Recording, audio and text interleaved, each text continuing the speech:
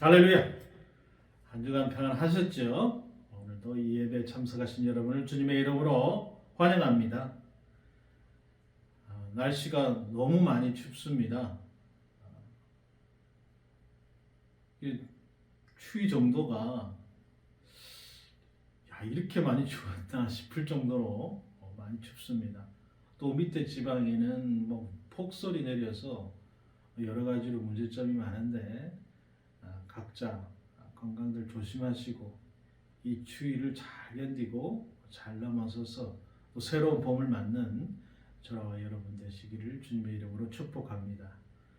자, 오늘은 디모데전서 2장 1절에 15절의 말씀으로 모든 사람을 위한 기도라는 제목으로 여러분과 은혜를 나누고자 합니다. 우리가 자주 쓰는 말 중에 모임이라고 하는 단어가 있습니다. 모임은 단독적으로 쓰기도 하지만 주로 다른 명사와 붙여서 이렇게 사용을 하죠.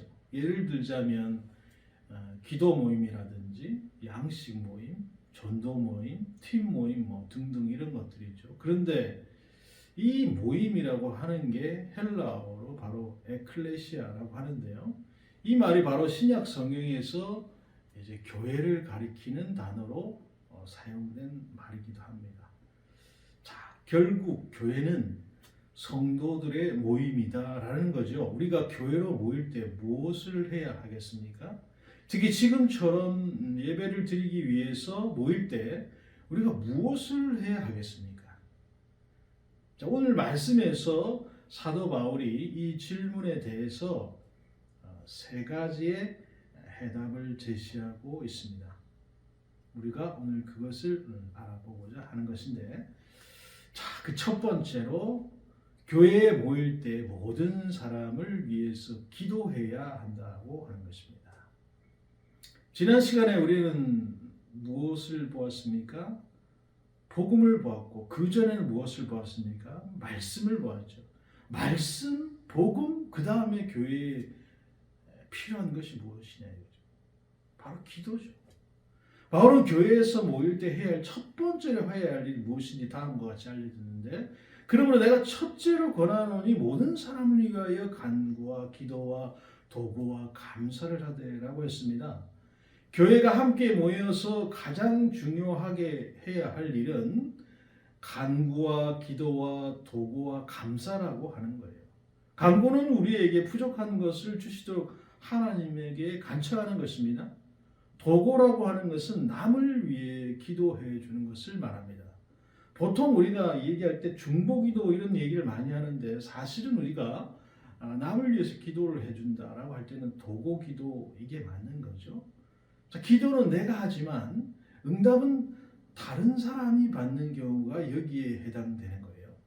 감사는 기도의 응답을 받고 나서 그것에 대해서 이제 하나님께 감사를 표현하는 것을 말하는 것이죠. 자, 이 세 가지 모두를 아우르는 단어가 바로 기도라고 하는 것입니다. 당시에 이 디모데와 이제 에베소 교회 성도들이 기도의 그 중요성을 잘 몰라서 바울이 이렇게 권면을 하고 있는 것일까요? 그렇지는 않을 것 같아요. 교회는 기도하는 곳이라는 정도의 개념은 아마도 다 가지고 있었을 거예요. 문제는 누구를 위해서 어디까지 기도하느냐에 있었을 것입니다. 바울이 가서 보니까 에베소 교회는 예배 드릴 때 자기 교회 중심으로 기도를 하고 있었어요. 기도 제목표에다가 전부 다 에베소 교회 사람들 이야기밖에 없었다 이 말이죠. 그러나 사도 바울은 그렇게만 하지 말고 이제부터 너희들이 기도를 할 때 모든 사람을 위해서 기도하라라고 명하는 것입니다. 그런데 우리가 모든 사람을 위해서 기도하는 것이 가능한 일입니까? 지금 내가 가지고 있는 기도 제목만으로도 할 게 너무나 많은데 모든 사람을 위해서 기도를 하라니 너무 현실성이 떨어지는 권면은 아니겠습니까? 모든 사람을 위해서 기도하라는 말은 모든 사람 중에 단 한 사람도 빠뜨리지 말고 기도하라라는 뜻이 아닙니다. 누구도 그렇게 기도할 수는 없어요. 사도 바울이 말하고자 하는 바는 우리의 기도가 모든 사람을 향해서 열려있는 기도여야 한다는 것입니다. 예를 들어 여러분 중국집에 가면 짜장면이 있죠. 짬뽕이 있죠. 볶음밥도 있죠. 뭐 울면도 있고 기스면도 있고 정말 많은 음식들이 거기 있습니다. 자, 그런데 이것 중에 이것만 주문해야 한다는 제한이 있는 것은 전혀 아니잖아요. 하지만 우리는 그 모든 음식을 다 주문할 수는 없습니다. 다 주문하면 배부르니까요. 하나만 먹어도 배가 불러 더 이상 먹을 수가 없는 판인데 전부 다 내가 다 먹고 싶다고 다 주문할 수는 없잖아요. 이처럼 우리의 기도의 대상에 제한은 없습니다. 다만 우리가 가진 한계 때문에 선택과 집중을 해야 할 필요가 있는 것이죠. 자, 현재 우리의 기도는 어떻습니까? 우리도 당시 에베소 교회처럼 자기를 중심에 두고 자기를 위해서만 기도하기 쉽습니다.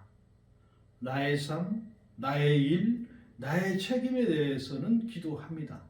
조금 더 나아가면 나와 가까운 사람을 위해서 나의 가족, 나의 친구, 나의 팀, 식구들, 특별히 내 마음에 두고 있는 사람들을 위해서는 기도를 합니다. 하지만 거기서 그치는 경우가 많죠. 우리가 대표 기도를 한다고 할 때 이 사람은 난 잘 알지도 못하고 관심도 없는 사람인데 왜 꼭 기도를 해야 합니까? 싶은 생각이 들 수도 있어요. 사도 바울이 이런 우리를 본다면 기도의 폭이 좁아도 너무 좁다 이렇게 생각할 거예요. 그리고 너희가 드리는 기도의 범위를 훨씬 더 넓혀서 기도하라. 좁아 터진 너희 마음을 찢어 잘 모르는 사람, 저 멀리 떨어져 있는 곳에 있는 사람들까지 품에 품고 기도하라라고 충고할 것 같습니다. 그러면 우리가 어떤 기도를 해야 하겠습니까? 현재 전 세계에는 기후 위기, 빈부 격차, 국가 간의 분쟁, 전쟁, 우리가 관심을 가지고 기도해야 할 문제들은 널려 있습니다. 우리는 그 중에 긴급히 기도해야 되는 것은 러시아와 우크라이나, 이스라엘 하마스 사이의 그 평화를 위해서 우리가 꾸준히 기도를 해야 됩니다. 또 교통과 통신이 발달한 이 시대에도 저기 미 전도 종족이 아직 남아 있고요. 정치적, 종교적 이유로 선교가 금지된 지역들이 있습니다. 대표적으로 회계권이나 멀리도 아니죠. 저 위에 우리 동포인 북한이 여기에 해당할 거예요. 우리가 파송한 선교사님들을 위해서 중보기도하는 것은 당연한 것이고요. 더 나아가서 이 지역에도 복음의 문이 활짝 열릴 수 있도록 간절히 우리가 기도를 해야 되는 것이죠. 비록 우리가 적은 교회이기는 하지만 한국 교회 전체를 위해서도 미력 하나마 열심히 기도를 해야 하는 것입니다. 한국 교회는 무너지고 있는데 우리만 잘 될 수는 없는 거죠. 이미 한 배를 타고 있는 운명 공동체라는 점을 우리가 인식을 하고 한국 교회가 복음의 그 진리에 우뚝 서고 이 땅 가운데 그리스도의 계절이 다시 올 수 있도록 우리가 열심히 기도를 해야 하는 것이죠. 자, 그 다음으로 사도 바울은 기도해야 할 모든 사람 중에 한 부류의 사람을 콕 집어서 그들을 위해서 기도할 것을 명령하는데 그들이 누구일까요? 임금들과 높은 지위에 있는 모든 사람을 위하여 하라. 바로 임금들과 높은 지위에 있는 모든 사람들, 그들을 위해서 기도하라는 바울의 명령을 들었을 때 에베소 교회 성도들은 깜짝 놀랐겠죠. 당시 로마의 황제가 누구입니까? 바로 그 이름도 유명한 네로 황제였어요. 그는 자신이 저지른 로마의 그 대화제를 그리스도인이 한 일로 뒤집어 씌우고서 엄청난 박해와 폭정을 일삼는 자였어요. 그런데 이런 사람들을 위해서 우리가 중보기도를 하라고 하니까 받아들이기가 쉽지 않은 것이죠. 자, 그럼에도 불구하고 왜 기도해야 합니까? 이는 우리가 모든 경고가 단정함으로 고요하고 평안한 생활을 하려 함이라 라고 했어요. 우리가 하기 싫죠. 저 위에 권세 있는 자들을 위해서 기도를 해야 된다. 그것은 여러분 우리가 특정 정당이나 정치 주조자를 위해서 기도를 하는 것이 아닙니다. 다만 우리가 고요하고 평안한 생활을 영위하기 위해서 우리를 위해서 기도하는 거예요. 고요하고 평안한 생활이 우리에게 중요한 이유는 이것이 있어야 우리가 내면의 그 경건함과 외면의 단정한 생활이라고 하는 그 선한 열매를 맺을 수 있기 때문에 그렇습니다. 마찬가지로 여러분 그 당시에 에베소 교회 그 당시의 상황을 볼 때 만약 네로가 더 폭정을 가하고 더 그리스도인들을 박해하고 사람들을 죽이고 그랬다면 어떡하겠어요? 고요하고 평안한 생활을 영위할 수 있었겠습니까? 없지요. 저 사람이 더 이상 우리를 괴롭히지 않도록 그래서 기도하는 겁니다. 요즘처럼 정치가 불안하고 사회가 혼란스러우면 예배 같은 기본적인 것조차 유지하기 힘들어지죠. 우리는 지난 3년 동안 코로나로 인해서 얼마나 어려움을 겪었습니까? 마찬가지인 거예요.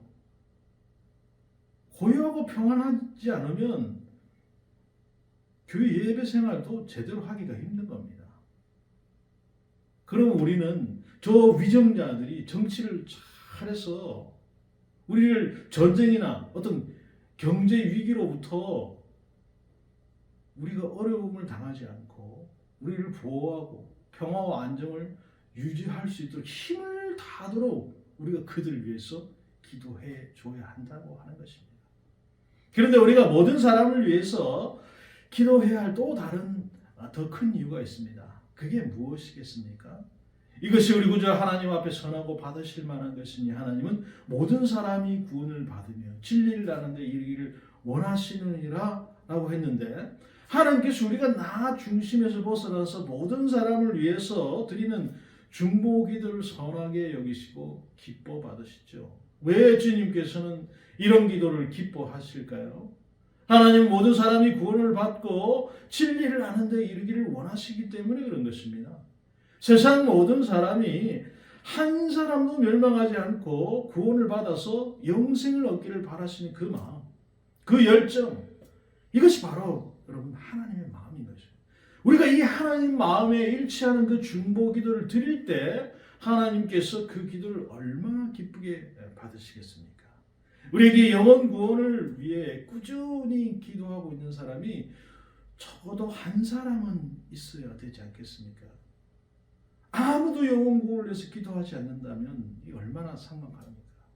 아직 구원에 이르지 못한 사람들을 크게 우리가 두 부류로 나눠 볼 수 있는데 한 부류는 하나님 외에 다른 신들을 섬기는 우상 숭배자와 아예 하나님이 없다라고 하는 무신론자들이죠. 또 다른 부류는 유일하신 하나님을 믿기는 하는데 예수님을 그리스도로 영접하지 않는 저 유대교나 이슬람교 신자 같은 사람들입니다. 그러면 이들의 구원을 얻기 위해서 반드시 알아야 하는 진리가 무엇이겠습니까? 5절과 6절에 하나님은 한 분이시요 또 하나님과 사람 사이의 중보자도 한 분이시니 곧 사람이신 그리스도 예수라. 그가 모든 사람을 위해서 자기를 대속물로 주셨으니 기약이 이르러 주신 증거니라 라고 했습니다. 유일하신 참 하나님이 계시다는 진리. 하나님과 사람 사이의 중보자는 참 하나님이자 참 사람이시며 십자가에 자기 몸을 우리를 위한 대속물로 내어주신 예수 그리스도 한 분뿐이다 라고 하는 진리. 그리고 누군가는 이들에게 이 진리를 전파하고 가르쳐야 한다. 이 일을 수행해야 할 사람이 누구이겠습니까? 이를 위해 내가 전파하는 자와 사도로 소임을 입은 것은 참말이요 거짓말이 아니니 믿음과 진리안에 내가 이방인의 스승이 되었노라. 자, 가장 먼저는 이 편지를 쓰고 있는 사도 바울 자신이라고 하는 거예요. 그리고 그가 받았던 사명은 오늘날 바로 우리 교회까지 계승이 되고 있는 것입니다. 어떤 분들은 사도 바울처럼 선교사가 돼서 이방인의 스승으로 또 귀하게 쓰임을 받는 분들도 있습니다. 또 현재 우리들은 비록 직접 나가서 전하지는 못해도 우리가 선교사님들을 지원하는 그 역할로 쓰임을 받고 있기도 하죠. 선교비를 지원하는 것도 우리가 중요한 것이지만 기도로 지원하는 게 중요합니다. 무조건 우리가 돈으로서 섬겨져 있는 선교사님들 위해서 막 지원한 물질적으로 지원하는 물론 그거 클 수 있죠. 그렇지만 같이 합심해서 우리가 기도할 때 하나님께서 하시는 일이 더 크시기 때문에 하나님이 더 큰 일을 진행하고 계십니다. 우리는 그 일에 미력 하나마 기도로 지원을 하는 것입니다. 또 우리가 적어나마 지원한 선교사님들이 우리 교회에서 자신을 위해서 기도해주고 있다는 것을 느끼고 힘을 얻는다라고 하는 말씀들을 해주시는데 그럴 때 정말 감사한 일이죠. 물론 어떻게 느끼시는지 우리가 알 길은 없습니다만 하지만 확실히 아는 것은 하나님께서 전도와 세계 선교를 위한 우리의 기도를 기뻐하신다라고 하는 것입니다. 물이 바다도 금같이 여호와의 영광을 인정하는 것이 온 세상에 가득하게 될 그날까지 우리가 이 기도를 쉬지 않을 수 있기를 주님의 이름으로 축복합니다. 자, 두 번째로 교회에서 모일 때 남자들은 싸우지 말고 기도하기에 힘써야 된다라고 말씀하고 있는데 그러므로 각처에서 남자들이 분노와 다툼이 없이 거룩한 소리를 기도하기를 원하노라. 여러분 남자의 약점이 뭡니까? 분노와 다툼이 많다는 거예요. 우리가 요즘 애들도 그렇지만 저희들도 이 남고 시절 해상해 봐도 반에서 하루에 단 하루도 싸움을 벌이지 않는 날이 없었던 것 같아요. 남자들이 걸핏하면 애들이 소리 지르고 멱살 잡기 일쑤죠. 대개 이 남자들이 힘을 과시하고자 하는 본능과 승부욕이 강하기 때문에 그런데 당시 에베소에도 교회에 와서도 이런 식으로 싸움을 벌이는 남자들이 꽤 있었던 모양이죠. 그들은 아마도 혈기를 부리는 것을 남자다운 것이라고 여겼던 것 같습니다. 사도 바울은 이런 그들에게 교회에서 모일 때 분노하는 모습이나 다투는 모습을 보이지 말라고 말하는 거예요. 그 대신에 너희들의 거룩한 그 손을 들어서 기도하라 라고 권면합니다. 남자들이 손을 들면 여러분 무섭습니다. 또 누군가 이렇게 때리려고 하는 것은 아닌가 이 겁이 덜컥 나지요. 그러나 진짜 남자는 손을 들어서 다른 사람을 때리지 않습니다. 손을 들어 전심으로 하나님께 기도하는 거예요. 기도하는 남자가 남자다운 남자, 멋진 남자, 상남자. 사소한 일로 자꾸 다투고 싸우는 남자는 그 자신의 미성숙함을 드러내는 찌질한 남자일 뿐인 것입니다. 그러니 교회에 와서 싸우고 다투고 하는 일보다 자신의 손을 들어서 교회를 위해서 세계 선교를 위해서 하나님 나라와 영광을 위해서 기도하는 남자 그런 남자가 되어야 된다는 것입니다. 마지막으로 세 번째로 교회에서 모일 때 여자들은 외모보다 선행으로 자신을 단장하기에 힘써야 된다라고 했어요. 또 이와 같이 여자들 단장의 옷을 입으며 소박함과 정결로서 자기를 단장하고 따은 머리와 금이나 진주나 값진 옷으로 하지 말고 오직 선행으로 하기를 원하노라. 이것이 하나님을 경외한다 하는 자들에게 마땅한 것이니라 라고 했습니다. 자, 남자들이 힘을 추구한다고 하면 대개 여성들은 미모를 추구하죠. 이것 자체가 뭐 잘못된 것은 아니죠. 사도 바울이 여자가 자신을 단장하려고 노력하는 것을 긍정합니다. 문제는 무엇으로 단장하려고 하는가라는 거예요. 사도 바울은 비싸지 않아도 깔끔한 옷, 과하지 않고 은은한 화장, 단정한 헤어스타일로 자신을 단장하는 것이 좋다. 이렇게 말해요. 그러나 따은 머리와 금이나 진주나 값진 옷으로는 단장하지 말라고 합니다. 뭐 지금 기준으로 보면요, 아무 문제가 될 것 같지 않은 따은 머리가 왜 문제가 되는 것일까요? 그 이유는 따은 머리가 당시 에베소에서 주로 이 매춘부들이 하는 헤어스타일이었기 때문에 그래요. 만약 어떤 여자가 따은 머리를 한 채 에베소 교회 예배에 나타나면 어떻게 됐을까요? 남자들이 막 정신을 못 차리고 그 여자 쳐다보느라 예배에 집중하기 어렵겠죠. 따은 머리로 단장하지 말라는 말은 오늘날로 치면 교회에 올 때 너무 야한 옷을 입고 모임에 오지 말라는 뜻 정도가 될 것 같아요. 금과 진주와 값진 옷은 왜 문제가 되겠습니까? 내 돈 내산, 아니 내가 내준 주고 내가 산 옷 장신구로 지장하게 되는데 뭐 말이 안 된다는 거냐? 왜 안 된다는 거냐? 본인은 좋을 수 있죠. 그렇지만 교회는 많은 사람들이 모이는 장소이지 않습니까? 그러니까 이것은 성도들 사이에 계층 간의 위화감을 조장하기 때문에 그렇습니다. 이것 때문에 가난한 성도들은 위축이 되고 교회로부터 멀어지는 일들이 발생을 해요. 그런 일이 교회 안에서 생겨서는 안 되는 일이지 않겠습니까? 여성을 가장 아름답게 만드는 것은 외모나 걸치고 있는 옷이나 장신구가 아닙니다.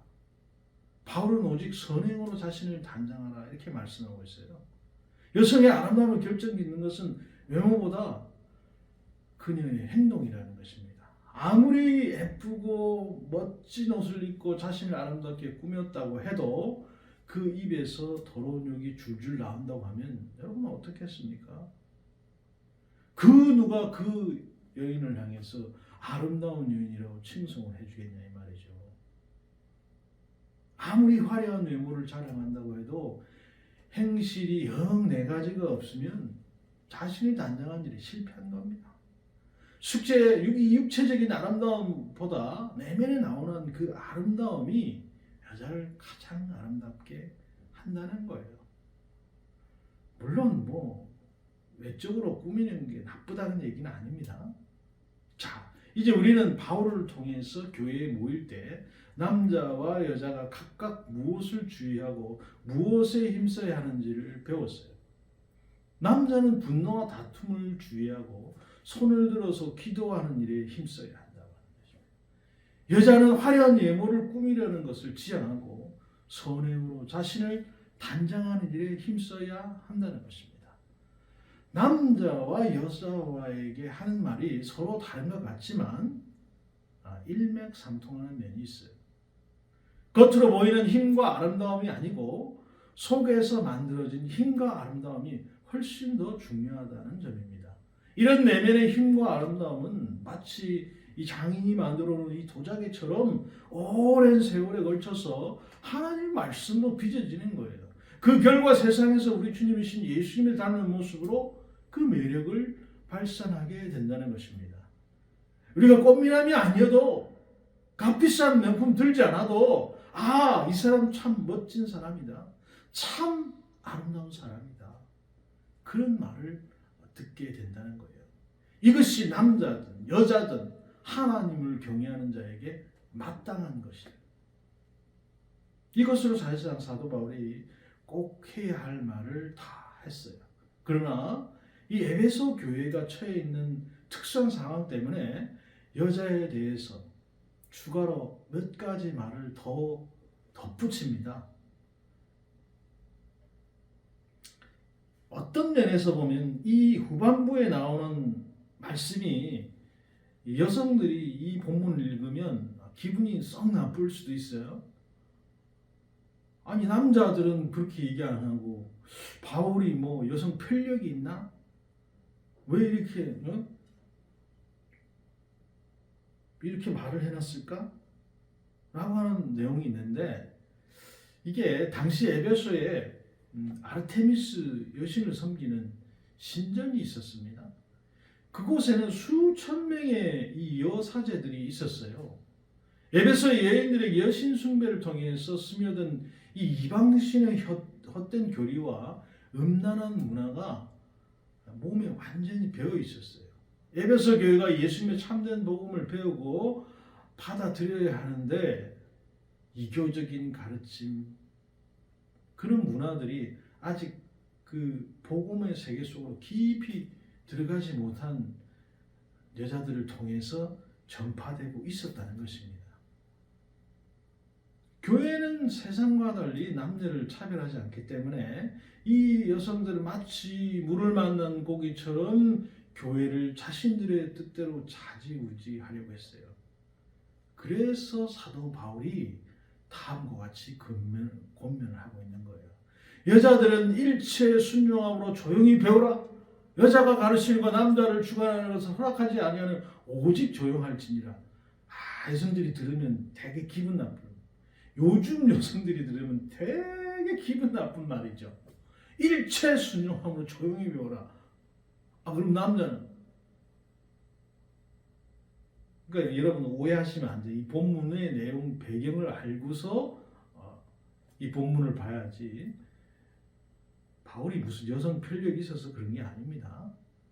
바울이 여기서 조용히 하도록 훈계하는 여성들은 아직 복음을 잘 모르고 아직도 에베소의 그 우상 숭배 문화의 때를 다 벗지 못한 여성들을 가르쳐서 그렇게 얘기하는 거예요.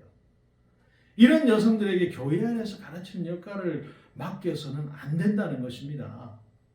왜냐하면 그들의 모습을 보면서 사람들이 영향을 받지 않겠습니까?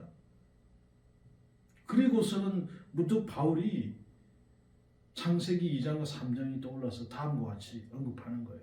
이는 아담이 먼저 지음을 받고 하와가 그 후며 아담이 속은 것이 아니고 여자가 속아 죄에 빠졌음이니라 라고 합니다. 아담이 먼저 지음을 받았지만 아담이 혼자 있어서 하나님께서 여자를 돕는 배필로 지으시잖아요. 아담과 하와는 서로의 장점을 존중하고 세워주면서 또 서로의 약점을 보완해 주는 관계로 지음을 받았어요. 그러나 뱀의 거짓말에 하와가 속아서 하와를 통해서 아담이 죄를 범하게 됩니다. 이 상황이 꼭 이 당시 에베소 교회의 모습과 같다는 거예요. 그 결과 남자와 여자 사이의 믿음과 사랑과 그 거룩함의 관계가 무너지고 누가 주도권을 잡느냐 라고 하는 다툼의 관계로 변질되고 말한다는 것입니다. 이것으로 끝장난 것일까요? 그렇지 않습니다. 15절에 그러나 여자들이 만일 정숙함으로써 믿음과 사랑과 거룩함에 가면 그의 해사라며 구원을 얻으리라 라고 했어요. 그러니까 항상 그러나가 있죠. 여자들이 정숙하고 믿음과 사랑과 거룩함을 회복하면 반전이 일어난다는 것입니다. 그 가운데서 회복의 역사가 시작이 되고 구원의 역사가 시작됩니다. 이렇게 정리하고 나니까 결국 남자는 다 여자하기 나름이구나 하는 점을 새삼 깨닫게 되는 거죠. 겉으로는 남자가 막 앞장서서 주도하는 것 같지만 하지만 그 남자를 죄에 빠지게 할 수도 구원을 얻게 할 수도 있는 존재가 바로 뭐예요? 바로 여성이다라고 하는 거예요. 결국은 여성들의 승리다. 여성이 이렇게 중요하기 때문에 사도 바울은 남자에 대해서는 딱 한 절만 쓰고요. 여자에 대해서는 무려 7절이나 길게 쓴 것입니다. 우리가 교회에 모인 이유가 남자와 여자가 편을 갈라 서로 싸우기 위해서 교회에 모이는 것입니까? 아니면 각자 자기의 힘과 미모를 가시하기 위해서 모이는 것입니까? 전혀 그렇지 않잖아요. 서로 동력하고 섬기는 가운데 예수님의 성품을 배우기 위해서 우리는 교회에 모이는 것입니다. 온 세상 만인을 구원하시고자 하는 그 하나님 마음을 품고 합심하면서 기도하기 위해서 우리는 교회에 모이는 거예요. 우리 교회가 손을 들어서 기도하는 멋진 남자들과 선행으로 자신을 단장하는 아름다운 여성들이 모여서 아름다운 동력을 이루는 그런 훌륭한 교회, 그런 사랑이 넘치는 교회가 되기를 기도합니다. 무엇보다도 이 세계 선교를 위해서 우리가 마음을 합해서 기도하고 그들을 위해서 지원하고 부르짖고 간구해서 하나님께서 기뻐하시는 그 전도의 사명을 온전히 다 감당하시는 그런 성도, 그런 예수 은혜의 교회가 되기를 주님의 이름으로 축복합니다. 감사드리고요. 그렇습니다. 오늘 말씀을 통해서 우리가 모든 사람을 위해서 기도하고 간구해야 된다고 하는 이 사실 여러분들 잘 기억하시고, 여러분 기도하실 때 나를 위한, 내 주변만을 위한 기도가 아니고 단순한 그런 내 이익만을 위한 기도가 아니라 하나님 나라와 영광을 위해서, 세계 복음을 위해서, 또 위정자들을 위해서 여러분들 꼭 기도하시는 여러분들 되시기를 주님의 이름으로 축복합니다. 그래서 그 기도가 쌓이고 쌓여서 모두 여러분들에게 돌아올 것입니다. 나중에 다 쌓인 기도들은 다 돌아오더라고요. 한 주간 이 말씀 보시면서 또 기도하시면서 하나님의 은혜를 체험하는 귀한 한 주가 되셨으면 좋겠습니다. 우리 다음 주에도 또 영상 예배로 찾아뵙도록 하겠습니다. 한 주간 주 안에서 승리하시기 바랍니다.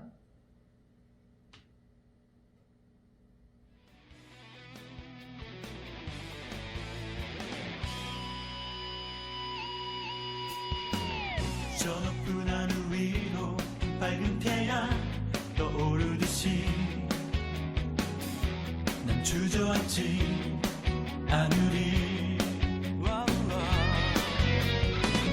어떤 어려움에도 주의 길을 선택하리. 빛 가운데로 걸으리. 주님을 크게 보는 믿음 가지고 세상에 나타내리라. 놀라운 주의 사랑을,